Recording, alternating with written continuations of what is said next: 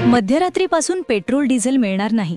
2 चाकी आणि 4 चाकी गाडी वापरणाऱ्या लोकांसाठी एक धक्कादायक बातमी आता समोर आली आहे. इराण, इस्रायल आणि अमेरिका यांच्यातील युद्धसंघर्षामुळे पेट्रोल डिझेलवर एक निर्णय केंद्र सरकारने घेतलाय, ज्यामुळे आज रात्री 12 वाजल्यापासून पेट्रोल पंपावर पेट्रोल डिझेल मिळणे बंद होणार अशा स्वरूपाची एक धक्कादायक बातमी समोर आली आहे. भारताची तेल घेऊन येणारी जहाजे इराणने रोखून धरली आहेत, तर रशियाकडून जे कच्चे तेल मागवले जाते त्यामध्ये मोठी अडचण आली आणि ज्यामुळे भारतामधलं तेल साठा आता संपला असून पेट्रोल डिझेल वाटप आता बंद केले जाणार अशा प्रकारची बातमी सध्या प्रचंड व्हायरल होत आहे. आता पहा, तुमच्याकडे कोणती गाडी असू द्या, तुम्हाला इथून पुढे पेट्रोल मिळणार की नाही हे समजण्यासाठी तुम्हाला ही माहिती लक्षपूर्वक ऐकावी लागेल. पहा, पेट्रोल हे मिळणं पूर्णतः बंद झाले का? तर नाही. त्यासाठी असे नियम लावले आहेत की ज्यामुळे 90% लोकांना पेट्रोल आणि डिझेल मिळणार नाही. पूर्वी खिशात पैसे असले की कोणालाही पेट्रोल डिझेल दिलं जायचं, पण आता तसं होणार नाही. 90% लोकांना पेट्रोल नाकारलं जाणार या 5 नियमांमुळे. बघा, आता नक्की कोणाला पेट्रोल मिळणार आणि कोणाला अजिबात मिळणार नाही हा महत्त्वाचा नियम तुम्हाला नीट समजून घ्यावा लागेल. आधी सरसकट सगळ्यांनाच पेट्रोल मिळायचं, पण आता खेळ बदललाय. जे लोक या नवीन अटी पाळतील त्यांनाच पेट्रोल मिळणार आहे. तुम्हाला आठवत असेल, मागे एकदा अफवा उठली होती की गॅस संपला, गॅस मिळणार नाही. तेव्हा लोकांनी कशी झुंबड केली होती. तेव्हा सरकारने सांगितलं होतं की साठा भरपूर आहे, घाबरू नका. पण त्यांनी गॅस बुकिंगचा नियमच बदलून टाकला आणि त्यामुळे आता गॅस मिळवणं कठीण झालंय. आता कमर्शियल गॅस सिलेंडर म्हणजे जे हॉटेलवाले आहेत त्यांना तर गॅस मिळणं अतिशय कठीण झालंय. मग गॅसची जर ही अवस्था असेल तर पेट्रोल डिझेलची परिस्थिती त्याहून भयानक झाली आहे आणि ती आटोक्यात आणण्यासाठी आता सगळ्यांना पेट्रोल मिळणार नाही, तर त्याचे नियम बनवलेत. आता नियमांची कडक तपासणी होणार आणि जे लोक फिट बसतील त्यांनाच इंधन दिलं जाईल. बघा, या नियमांची अंमलबजावणी तुमच्या गाडीच्या नंबर प्लेटवरून होणार आहे आणि ती केंद्र सरकारच्या CCTV कॅमेऱ्याच्या मदतीने केली जाईल. नंबर प्लेटचा फोटो थेट राज्य परिवहन विभागाकडे जाईल आणि तुमची गाडी नियमात असेल तरच तुमच्या गाडीच्या टाकीत पेट्रोल ओतलं जाईल. पहा, तुम्हाला कदाचित हे खोटं वाटेल, पण येणाऱ्या 24 ते 48 तासात तुम्ही पंपावर गेलात की तुम्हाला इंधन द्यायला स्पष्ट नकार दिला जाईल. नियम असे आहेत की जे याआधी कधीच नव्हते. पूर्वी पेट्रोल घ्यायला फक्त पैसे आणि गाडी लागायची, पण आता तसं राहिलं नाहीये. आता नियमात मोठा फेरबदल झालाय, जो सामान्यांना माहिती नाही आणि म्हणूनच पुराव्यासहित माहिती देण्यासाठी हा व्हिडिओ आपण बनवलाय. मग नेमके काय आहेत ते नियम? कोणत्या गाड्यांना पेट्रोल मिळणार आणि कोणाला नाही? कोणाचं पेट्रोल कायमचं बंद होणार? चला तर मग जाणून घेऊया संपूर्ण सविस्तर माहिती. नमस्कार मित्रांनो, आजचा हा व्हिडिओ फक्त माहिती नाही तर तुमच्या जगण्यावर होणारा आत्तापर्यंतचा सर्वात मोठा प्रहार आहे असं म्हटलं तरी चालेल. तुमच्याकडे हजारो रुपये असतील, बँकेत लाखो रुपये असतील, पण घराबाहेरची गाडी चालवायला इंधनच नसेल तर त्या पैशांचं तुम्ही काय चाटणार? विचार करा. उद्या कामावर निघाल्यावर वाटेत पेट्रोल संपलं आणि पंपावर गेल्यावर पोरगा म्हणाला, भावा इथून पुढे पेट्रोल मिळणार नाही. ही कल्पनाच धडकी भरवणारी आहे ना? पण ही गोष्ट आता खरी ठरताना दिसतेय. आज मध्यरात्रीपासून अशा हालचाली होणार आहेत ज्याने अख्ख्या महाराष्ट्रात गोंधळ उडणार आहे. सगळीकडे एकच चर्चा आहे, आता पेट्रोल मिळणार नाही का? पण यामागचं नक्की गौंडबंगाल काय हे समजण्यासाठी शेवटपर्यंत थांबा. हा व्हिडिओ मध्येच सोडला तर उद्या तुमच्यावर पायपीट करण्याची वेळ येईल. आज आपण पुराव्यानिशी पाहणार आहोत की कोणत्या गाड्यांचं पेट्रोल कायमचं बंद होणार आहे. सध्या महाराष्ट्राच्या कानाकोपऱ्यात, गल्लीबोरातील चर्चेत आणि सोशल मीडियाच्या पडद्यावर एकच प्रश्न वाऱ्यासारखा फिरतोय. काय उद्यापासून पेट्रोल मिळणार नाही? हे केवळ एक वाक्य नाही तर एका मोठ्या वादळापूर्वीची शांतता आहे असं बोललं जात आहे. आज मध्यरात्रीनंतर अशा काही हालचाली होण्याची शक्यता वर्तवण्यात येत आहे, ज्याचा थेट परिणाम तुमच्या दैनंदिन जगण्यावर होऊ शकतो. जर तुम्ही आजचा हा प्रवास, हा घटनाक्रम अर्धवट सोडला तर कदाचित उद्या तुम्हाला पायपीट करण्याची वेळ येऊ शकते, अशी भीती काही जाणकारांकडून व्यक्त केली जात आहे. जागतिक स्तरावर अमेरिका, इराण आणि इस्रायल यांच्यातील संबंधांमध्ये निर्माण झालेला तणाव आता एका भडक्याच्या उंबरठ्यावर असल्याचं चित्र दिसत आहे. इराण, जो तेलाचा एक मोठा स्रोत मानला जातो, तिथून येणारी जहाजे आणि समुद्रातील मार्ग सध्या युद्धाच्या सावटाखाली आहेत.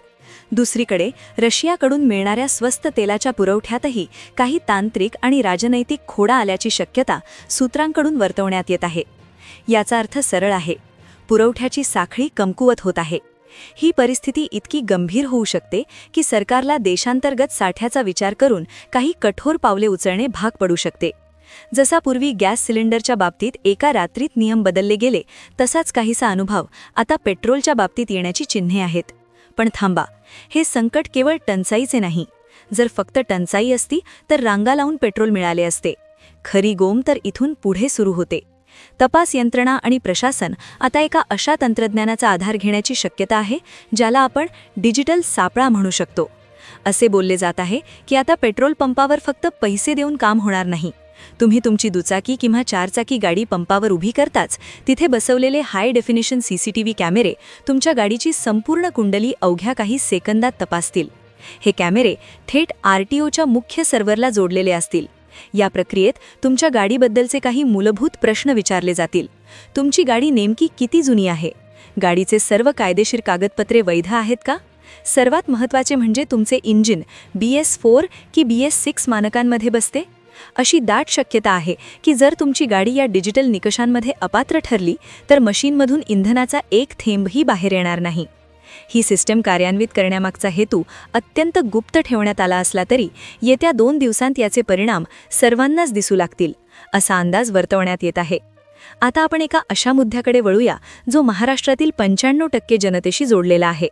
आपल्याकडे कोणाकडे 10 वर्षांची स्प्लेंडर आहे तर कोणाकडे जुनी शाईन. अनेक मध्यमवर्गीय कुटुंबांचे जीवन या गाड्यांवर अवलंबून आहे.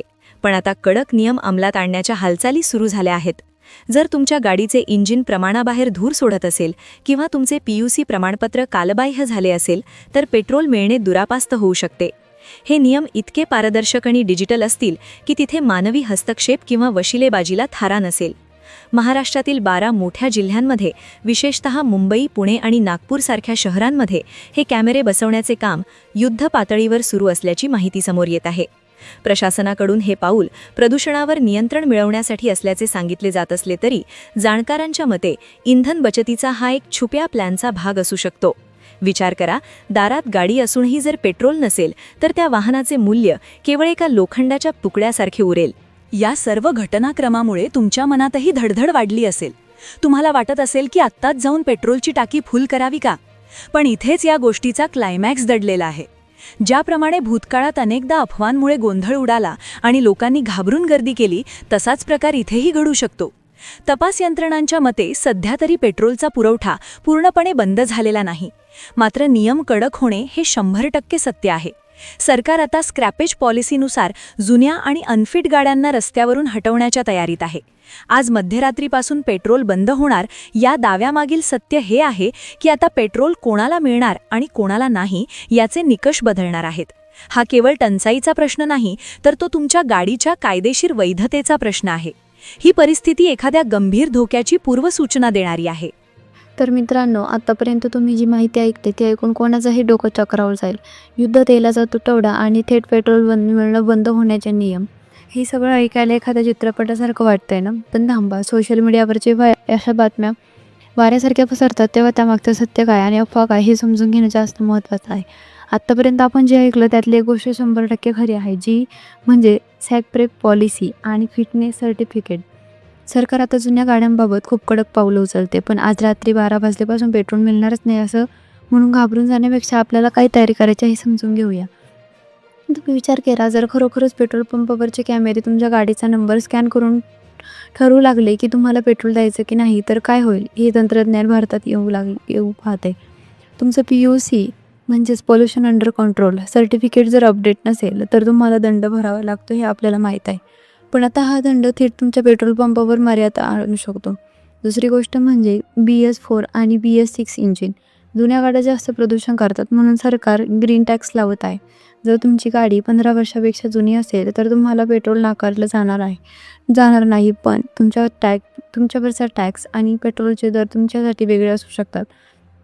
त्यामुळे इराण इस्रायलच्या युद्धाचा परिणाम जागतिक दरांवरच होईल, पण आपल्या खिशांना कात्री ही नियमांमुळे लागणार आहे. आता तुम्हाला नेमकं काय करायचं आहे जेणेकरून तुम्हाला उद्या पंपावर गेल्यावर रिकाम्या हाताने परत यावे लागणार नाही? या 3 गोष्टी आत्ताच तपासा. तुमचं PUC अपडेट आहे का? जर नसेल तर आज जवळच्या केंद्रावर जाऊन ते करून घ्या. गाडीचे इन्शुरन्स आणि फिटनेस, तुमच्या गाडीची कागदपत्रे डिजिटल स्वरूपात तयार ठेवा. पेट्रोलची साठवणूक करू नका. अफवांना बळी पडून डबे आणि बाटल्यांमध्ये पेट्रोल भरू नका, कारण ते धोकादायक आहे आणि त्यावर कारवाई होऊ शकते. मित्रांनो, तुमच्याकडे कोणती गाडी आहे आणि किती वर्ष जुनी आहे? कमेंट्समध्ये तुमच्या गाडीचं नाव आणि तुमचं शहर नक्की लिहा, जेणेकरून तुमच्या पेट्रोलचे काय नियम लागू झालेत हे आम्हाला सांगता येईल. आणि ही माहिती तुमच्या मित्रांना आणि नातेवाईकांना शेअर करा, कारण उद्या सकाळी पंपांवर गर्दी करण्यापेक्षा आज नियम समजून घेणं कधीही चांगलं. चॅनलला सबस्क्राईब करायला विसरू नका, कारण अशाच ब्रेकिंग अपडेट्स आपल्या पुराव्यासहित घेऊन येत असतो. धन्यवाद.